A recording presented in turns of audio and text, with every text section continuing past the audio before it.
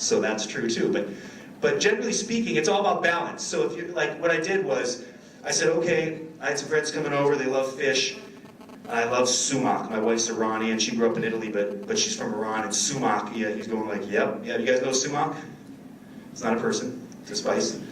Yep, yeah, it's got that great dry berry flavor, some bright acidity to it. It's very classic on kebabs and on meat, but I love it with vegetables and also with fish. So I rubbed this salmon with sumac, and I grilled it, and then I made a lemon vinaigrette, real simple, fresh lemon juice, olive oil, shallots. Shallots make dressings amazing. If you guys haven't done that, do that. Just find these chopped shallots. That makes every vinaigrette taste like unbelievable.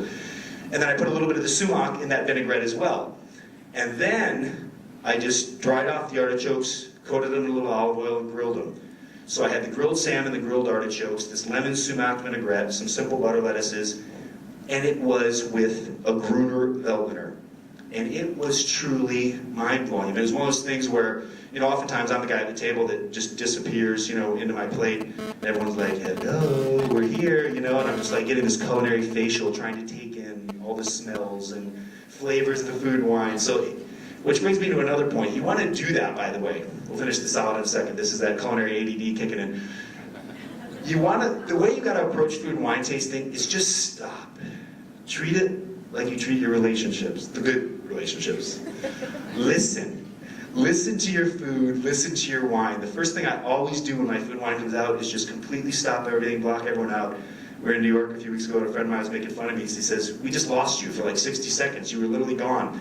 But I did. I just smelled, and I tried to think about what I was going to taste before I even had the first bite. Same thing with the wine. And when you do that, you start to build this kind of mental Rolodex, this flavor database. So, and when those things get locked in, then you remember, like, and stop and say to yourself, why did this taste good together? What was going on here?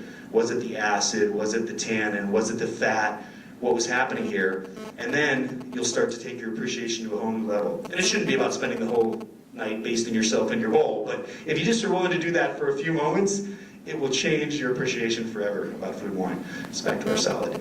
So the artichoke, I took one artichoke by itself, and I just ate it, and then I took a swig of the wine, and it wasn't so pleasant. You know, it was like kind of these floral, mineral qualities of the Gruner got lost, and the artichoke tasted a little tinny, a little, you know, it was one of those things where when you have to start analyzing and thinking about it, you know you don't have a good match.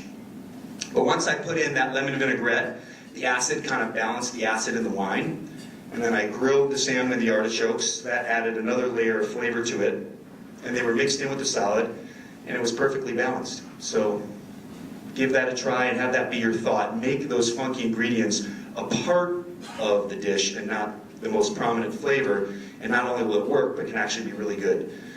So that's a good one. Asparagus, same thing, you know, if you have white asparagus, it's more mild, but even green asparagus, as long as you pair it with like a Sauvignon Blanc, something that's kind of herbaceous and light, it's got some acidity, you'll find that it'll balance things out well. All right? Some of the three wines that I think, can anybody name one wine that they think is like an all-time safe no-brainer? Doesn't even have to be like the official brand, just like, yes. Viognier, interesting. And what do you think about that one? I think Viognier is one of those things that unless you got somebody eating a big steak, you pretty much can't screw it up regardless of the whole table ordering a bottle of wine. Nice, you're saying it's one of those things, unless you're getting a steak, you can't screw it up ordering a bottle of Viognier. We had some of that last night, actually. It was, and you were right, it went with a lot of stuff. And I think you want to have those safe bets, you know, because sometimes you don't want to overthink it. My three favorite safe bets are, first of all, rosé. Dry rosé, not the sweet one. I'm so grateful for all those sweet Zinfandel rosés that came out years ago because they got us all drinking more wine, which was a good thing. Now it's a bad thing. But the really dry rosés, the really good ones, they're brilliant because they have just enough acidity to work with the salads and the pickled items and the things that we've talked about, right? But they have just enough fruit to match up and give body and character and go with some slightly spicy things. And then they also have just a little bit of tannin from having some skin contact, which makes them work with most proteins, except for, as she said, like a big steak. Were you going to say something? Yeah, champagne goes with everything. That's number 2 on my list. I couldn't agree more. Champagne is mad, and you just look good drinking it. You know, it's the one moment I can feel rich. It's like, hey, look at my bubble. And to feel even richer, my mother-in-law, how does anybody hate their mother-in-law if you have a mother-in-law like mine?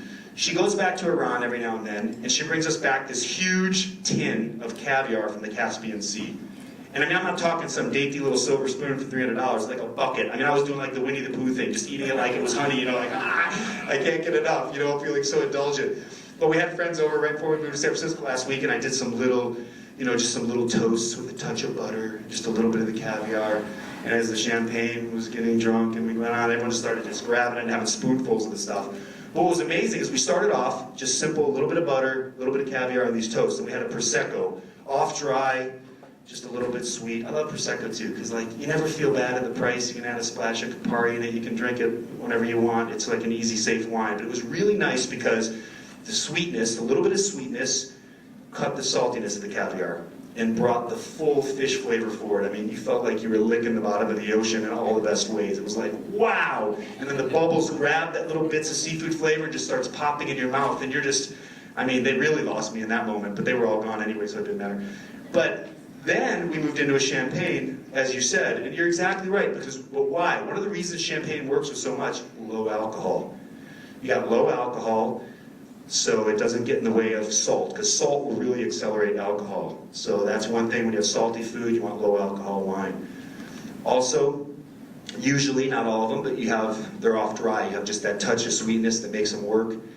And what's also cool is you can do, have you guys ever done like a tasting dinner where you did champagne with every course? Okay, I'm not going to your houses. Yeah, okay, you have, I'm going to your house. All right, good. It's great, isn't it? Yeah, I mean, it's like you can start off with light sweet Prosecco, you can move into a slightly more yeasty one and put it with some mushroom crostinis and some thyme, and you just keep going. Big rosés, I love it, you know. Rosé champagne, now we've got two of our hits in one glass, because rosé is that other one that is like the perfect no-brainer, almost goes with everything. So you got rosé, you got champagne, and then the third one for me is kind of funky, and this is just my experience. And remember, it's kind of like traveling, right? You tell me you're going to Paris, I'll give you all these great restaurants to go to. At the end of the day, you're going to find that offbeat, funky, cool spot that you're going to love. It's going to be your experience at your vacation. Think of wine the same way. Look for that offbeat, funky spot, that offbeat wine and food match that works for you. And that's what it's about. All the stuff we're talking about today is like the very generic, kind of set you up for success. But then after that, it's an adventure, and you got to find your own pairings. For me, Barbera is that off the beaten track wine. Northern Italy, cooler, so it has a lot of acidity. Huge, bright fruit. I mean, sometimes there's so much acidity in it, I go, is it wrong? And after a few sips, I go, no, it's so right, I love it. But it really works with so many foods. I mean, obviously, if you're doing, you know, a poached whitefish, I'm not gonna say have Barbera. But it goes with so much, even spicy. Tana doesn't work with spice, right? We already talked about that.